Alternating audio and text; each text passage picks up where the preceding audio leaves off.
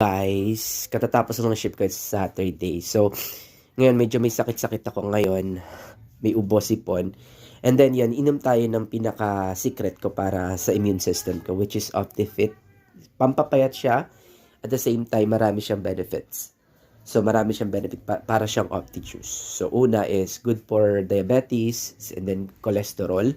Control natin yung, lalo na kapag puyat tayo. Lalo na sa mga nag-aspire na mag-apply sa BPO, get one.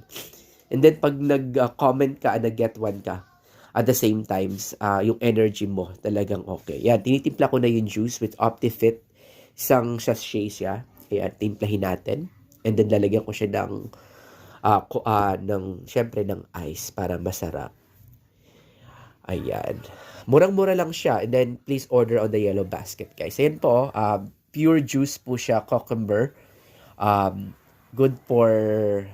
Hindi siya nakakagaan siya ng pakiramdam at the same time. Lalo na ngayon, may sipon ako.